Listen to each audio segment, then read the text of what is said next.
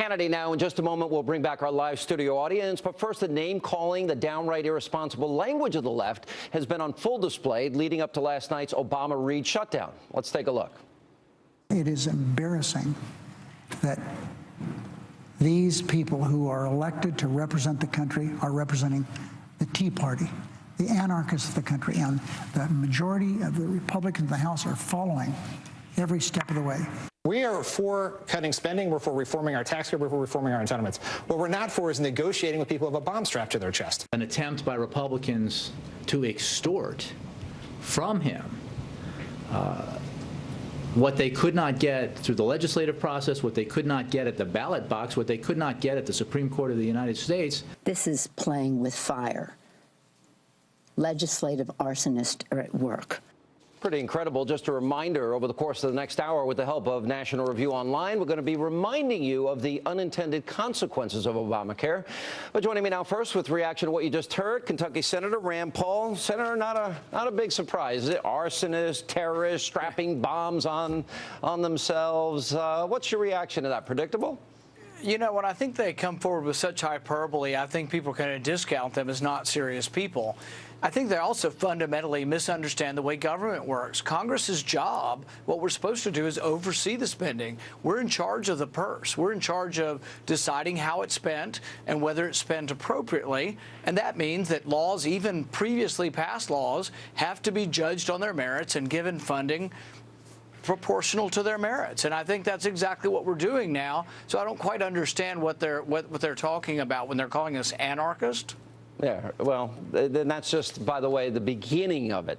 All right, let me ask this. So the House, they first go defund, then they go delay, then they say, all right, no special exemptions for anybody. And that is just sent back without any real debate in the Senate. And then they say, let's go to conference. Harry Reid says no. The president says he doesn't need to talk to anybody. He'll talk to Iran and Syria and Vladimir Putin. How do we ever get out of this if that's their posture? Well, you know, there's a couple things that are important here. The president's saying he wants 100% of Obamacare. He wants his way or the highway. We've offered him several compromises, and he continues to reject them. But one of the underreported stories here is 85% of government is being funded. 2/3 of government is Social Security, Medicare, all of that's going on. And then we agreed yesterday, Harry Reid did come forward when we asked him to, and he finally agreed to pay the soldiers. So now we're up to about 85% of the government. Today, the House is sending another bill because we do want to fund veteran affairs, and we want to stop this nonsense of preventing World War II veterans from seeing the monuments. So we're going to fund all of that tomorrow. Well, actually, they're doing it tonight, and we'll either vote on it later tonight or in the morning. But we're trying to fund government, and they're trying to stop any funding because they think it's a parlor game and they'll win politically. But they are not willing to negotiate, and I think that's an untenable position. Well, I think it's untenable, and I don't see, as you're pointing out, all the essential items of government are really being funded, and the House is passing funding for the rest of government. So at some point, it seems that this is the Obama-Reid shutdown, that this is what they want. They thought they'd score political points. They must be reading polls, right? I think without question what's going on, though, is that we've offered many different compromises. I've been acknowledging, as I've talked to you over the last couple of months, that we may not get everything we want. And we tried to get complete defunding. The Democrats said no. But we've now sort of softened our position to say we would just take a little bit of, you know, let's make Obamacare less bad.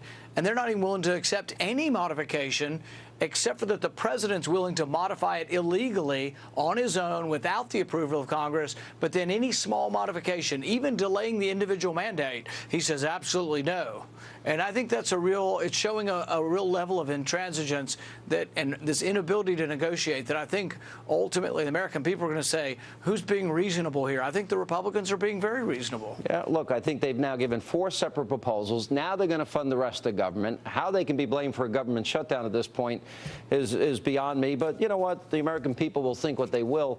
I think the worst outcome, though, for the Republicans in the House at this point, as they have been reasonable and the president totally unreasonable, Reid unreasonable, is to cave. I don't think they should give in at all. And if that means that they're going to sit this out for a month or 2 months or however long the president wants to be arrogant and not talk to anybody, just sit it out. What do you think? I think every day we should present more of the government we're willing to fund. We're willing to fund the entire government, really, short of Obamacare. And even on Obamacare, we're willing, I think I am at least, to compromise and say, if you won't agree to defunding it, can you at least agree to make it less bad? But we're going to keep every day, we're going to add something new, and we're going to continue funding.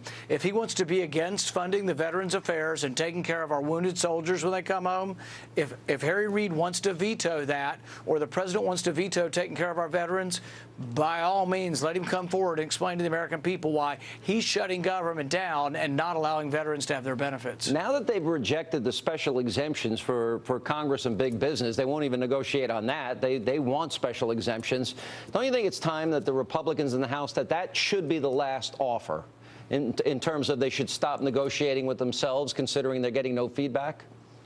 Well, I think the offers from here on out will be that we are willing to fund parts of the government, and we're going to keep offering every day new parts of the government. And if Harry Reid and the president wants to keep the parks closed, I mean, did you read the story today? Some idiot in government sent goons out there to set up barricades so they couldn't see the monument. People had to spend hours setting up barricades where there are never barricades to prevent people from seeing the World War II monument because they're trying to play a charade. They're going to play a game with us to say, oh, you can't see the monuments? That's ridiculous. They're doing it because they just aren't serious about this. They like the shutdown. All right. Rand Paul, good to see you, Senator. Thank you for being with us. Thanks, Sean.